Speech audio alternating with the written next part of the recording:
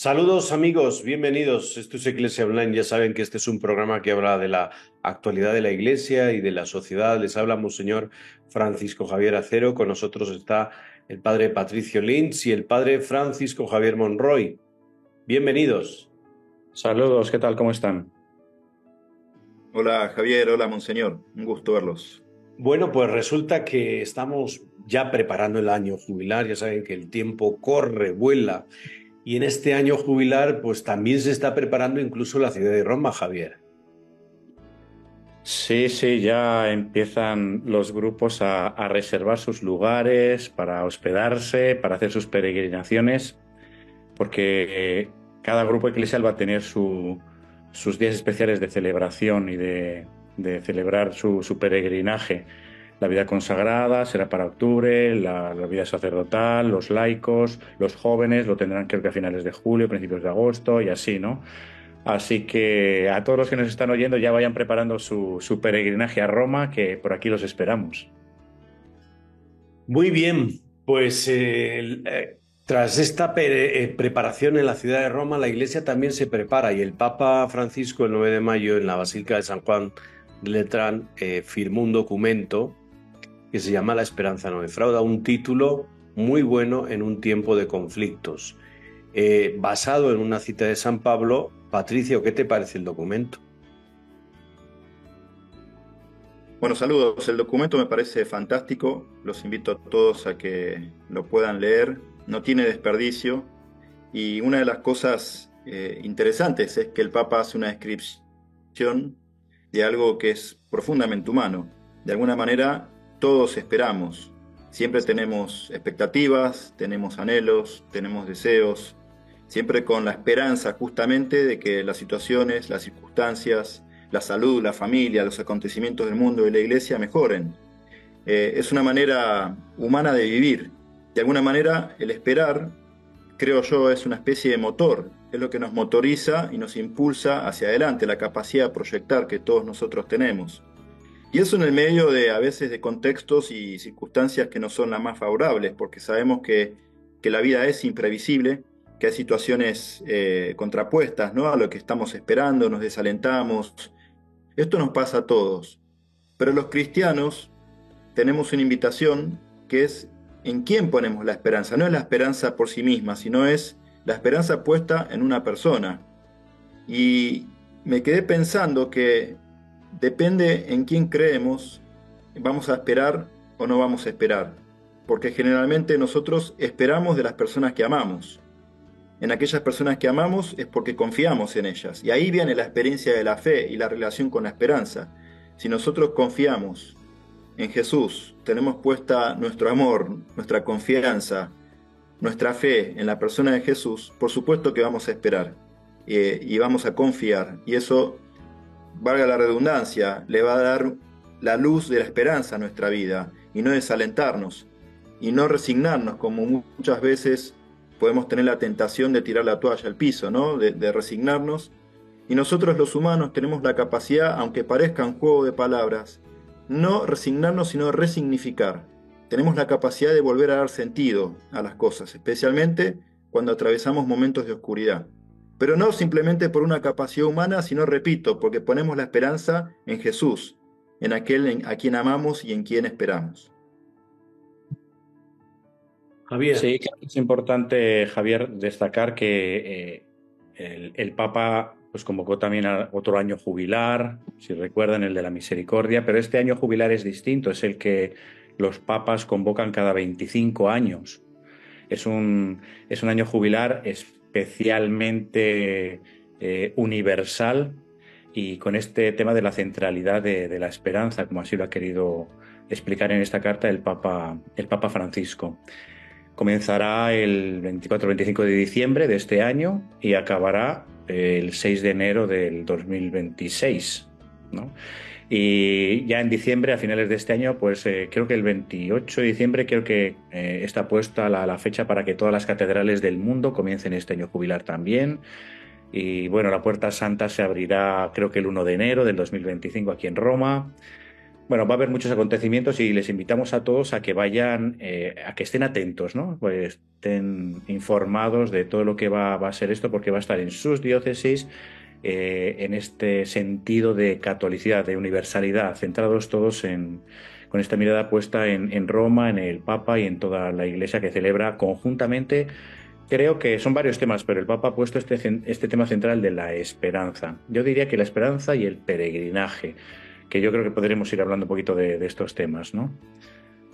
Sí, yo también quisiera resaltar, en primer lugar, que es el texto nos ofrece una oportunidad para prepararnos desde lo espiritual y prepararnos para este tiempo, como pues bien dice la Iglesia, que es un tiempo de gracia, ¿no? A veces cuando es año jubilar, año en Roma, estamos como preparando el viaje, así tipo Patricio Lynch. Y año jubilar nos vamos a Roma, ¿no? Y es mucho más que eso. ¿Cómo puedo yo vivir el año jubilar en mi casa, en mi familia, en mi colonia, en mi barrio? ¿Cómo puedo yo vivir este año jubilar en la parroquia, en mi movimiento eclesial? Y aquí el Papa en estos 25 números que tiene este documento, resalta primero la centralidad de la esperanza, pero no se olvida del tema de la misericordia, que es un tema para mí característico y propio de su papado, y de la devoción mariana como pilares fundamentales para los creyentes durante todo este jubileo. Es decir, no nos olvidemos que está la esperanza, que hemos dicho al principio, pero está también el jubileo de la misericordia, que fue el año, creo recordar, el año 2016. Y es un jubileo que también nos ayuda a ser misericordiosos en estos tiempos de guerra. Patricio. Qué lindo que el Papa, en la medida que avanza su pontificado, vaya haciendo una síntesis de los temas nucleares de su ministerio petrino, que en el fondo no es solamente, como bien decís, Monseñor, el tema central del pontificado, el tema de la misericordia. Podríamos decir que es el núcleo de la predicación de Jesús, que está resumida en esta expresión tan linda: sean misericordiosos como el Padre es misericordioso. Es una bienaventuranza. Aquellos que vivan la misericordia van a ser felices. Makarios en griego, la felicidad, la dicha. En este sentido, pensaba que también la misericordia, como una oportunidad para volver a poner el acento y el núcleo en lo central del Evangelio, es un principio de actuación, y que si vamos a la vida histórica de Jesús, Jesús se movió motorizado por la compasión y la misericordia. Y este principio, lo lindo que tiene, y me gusta distinguirlo a veces del principio de la justicia retributiva, cuando uno se basa en el principio de la misericordia te acerca al otro. Fíjense esta imagen espacial: en vez de distanciarme, me pone cerca, me hace prójimo, me hace próximo, me da la capacidad de verlo a los ojos y me da la capacidad desde el corazón poder abrazar aquello que es vulnerable, que es pequeño, que es débil en la vida del otro. Entonces es un principio profundamente evangélico.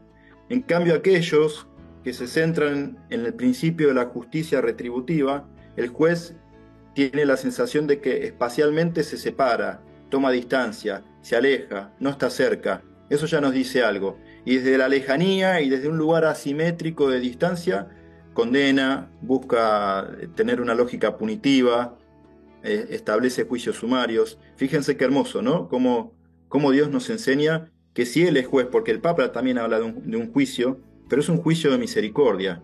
Siempre la justicia divina es soteriológica, es justicia salvífica, es justicia restaurativa. Dios es justo cuando restaura, cuando nos pone de pie. Así que por eso la esperanza, porque tenemos la esperanza en la misericordia, ¿no? Esto de Santa Teresita, la confianza ciega que tengo en su misericordia, dice Teresita, tan lindo y tan profundo.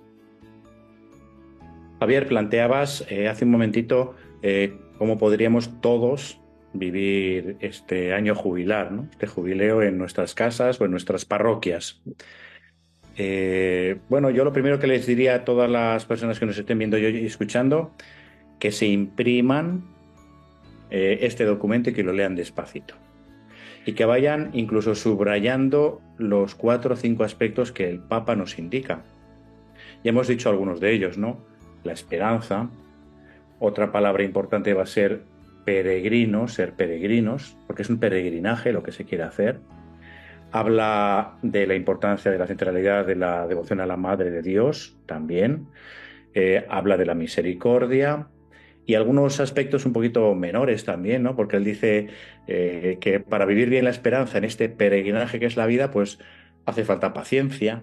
Bueno, pues son esos los temas en los que ojalá podamos todos ir profundizando, aprendiendo de ellos, a vivirlos más y que nos construyan, ¿no?, nuestra vida espiritual y nuestro encuentro con Dios. Pero bueno, aparte de eso, podemos celebrar todos y vivir los beneficios espirituales, ¿no? Y tenemos un año entero para profundizar en estos temas, que pueden parecer sencillos, pero no lo son. No son temas sencillos en cuanto a la vivencia, yo diría, ¿no?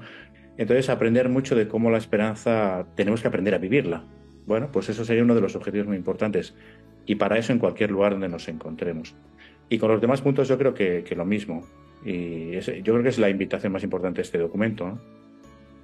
Sí quisiera resaltar una idea que hay dentro del documento, que es la indulgencia como expresión de misericordia. La indulgencia revela la ilimitada misericordia de Dios y permite la purificación y reconciliación. En esto de la indulgencia, yo siento que hay como una mala concepción de ella, ¿no? Yo si hago esto, Dios me va a perdonar, como que Dios es fiscalizador, como que es el secretario de Hacienda, ¿no?, que está viendo hasta dónde sí y hasta dónde no. Y la idea va muy buena, la del Papa Francisco. La indulgencia es la misericordia. Es decir, Dios te perdona de todo y no busca que a ver dónde has fallado, cuál es tu mayor defecto, al contrario. Y esto lo tienen muchos fieles, que me voy encontrando con ellos en la Basílica y en otros lugares, sobre todo con esto de las indulgencias, los años jubilares, la puerta, en donde tienen este concepto de un Dios castigador. Se lo hemos puesto nosotros, ¿eh? Vamos a hablar de esto, vamos un momento al corte y enseguida volvemos. Esto es Iglesia Online, les habla Monseñor Francisco Javier Acero, estamos con el Padre Patricio Lynch y con el Padre Javier Monroy. Ahora regresamos.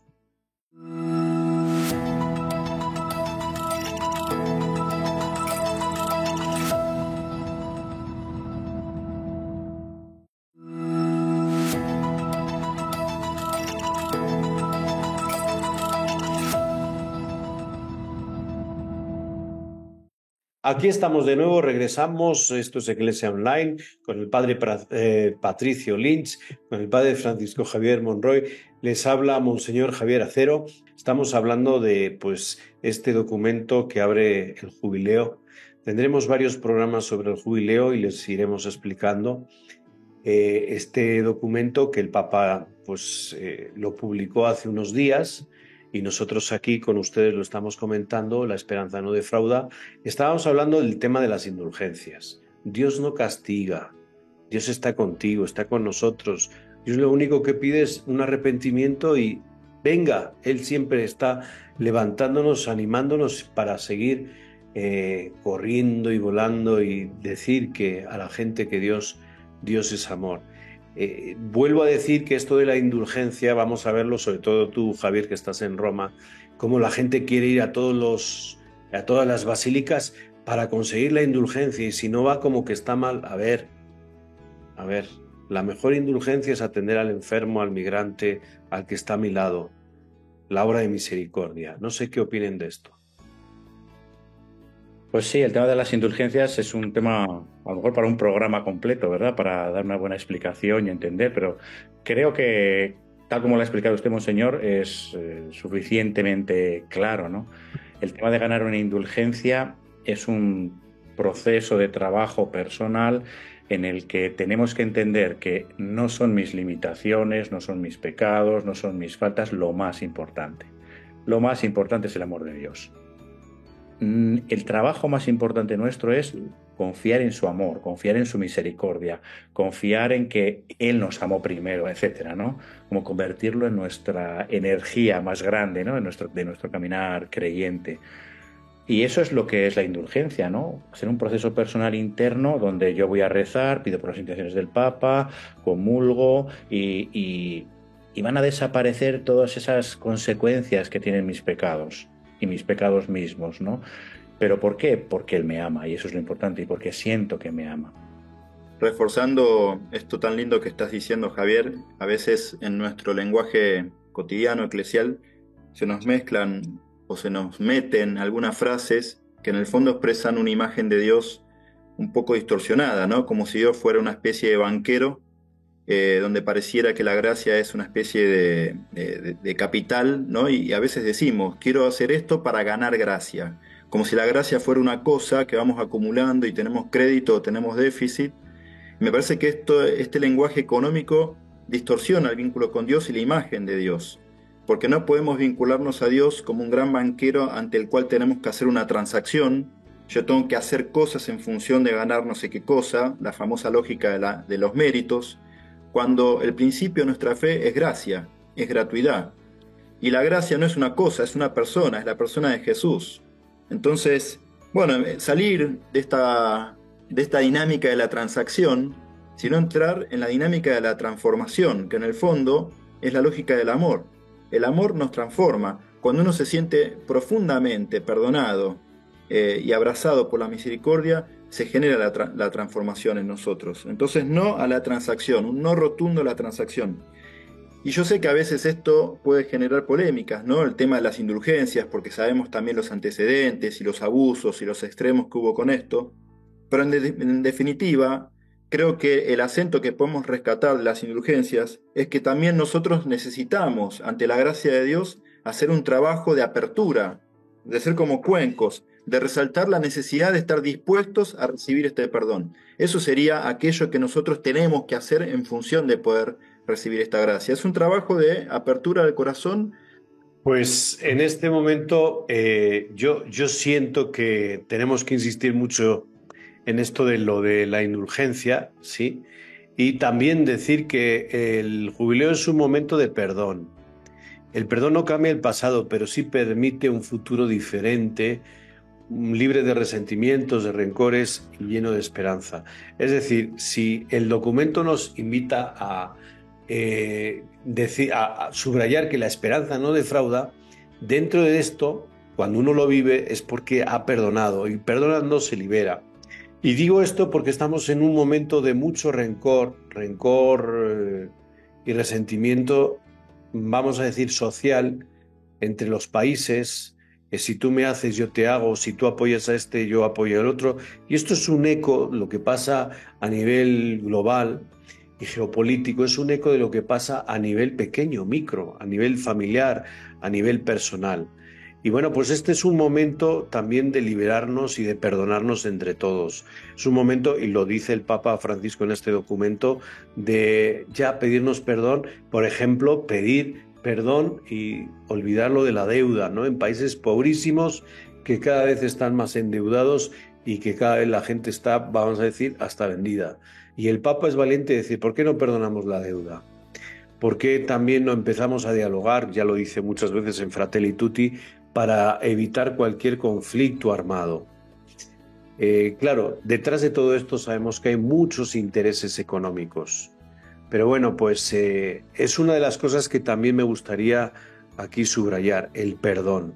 No podemos los católicos ir a comulgar y pues decir que soy muy devoto y soy muy católico y salir a la calle pro vida y todas estas cosas, cuando luego en la familia estamos totalmente rotos, o no coopero para una fraternidad familiar, no coopero para que la familia esté unida, al contrario.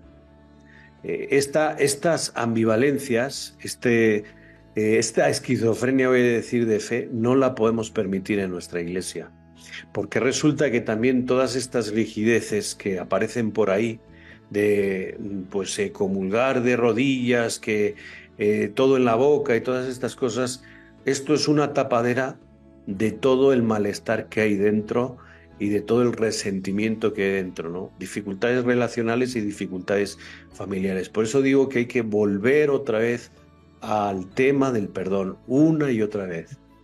Sí, yo diría que además de ese punto, el Papa resalta muchos signos propios de todo su pontificado, signos de esperanza. Es decir, para que la esperanza sea cierta y no sea una teoría, no sea solo un deseo, significa que tenemos que crecer en este tema del que te dices tú, que son en el fondo paz y perdón, por ejemplo, ¿no? Es decir, la paz para el mundo o la apertura a la vida, atender a los pobres, a los presos, a los ancianos, a los migrantes, son todo como, si hacemos que esto crezca, esto van a ser signos claros de esperanza. Y si un jubileo merece la pena ser celebrado es para que haya más vida. Y más vida donde hace falta que haya vida. Es decir, yo le invitaría a todos los que nos estén viendo, ¿no?, en este programa y escuchando que no se trata simplemente de un perdón de mis pecados, se trata de que haya más vida para todos. No sé, es una apertura a un tema muy, muy importante que el Papa lo dice muy directamente en el documento. Así que otro tema de invitación de crecimiento para todos, ¿no? Sí, qué bueno esto, ¿no?, que están diciendo. En algún momento de la historia, al cristianismo nos han acusado, nos han criticado de ser un opio de los pueblos, ¿no? Como una especie de droga en el cual, quédate tranquilo, aunque la estés pasando mal, porque después va a venir la vida eterna y ahí se van a solucionar todos los problemas. Y esa crítica tiene razón, porque la esperanza, y acá nosotros tenemos que hacer una valoración y un análisis y un examen de conciencia. Esperar que venga un futuro mejor no significa quedarnos con los brazos cruzados, no significa pasividad, no significa tener que tolerar que, por ejemplo, haya migrantes, haya refugiados, que haya gente que viva en la pobreza extrema. No es diciendo, bueno, no, que se la banquen, como decimos en mi país, total después viene un futuro mejor. Eso no es la esperanza cristiana. La esperanza cristiana es, creemos que va a venir un futuro, porque el futuro le pertenece a Dios, y Dios adviene, esto del adviento, ¿no? Dios adviene, y nosotros tenemos que cargarnos de esa creencia del futuro para poder instaurarla, y la encarnación, encarnarla en el aquí y en el ahora para transformar la historia. Es como cargar el presente con esa plenitud que viene del futuro, para transformar el presente.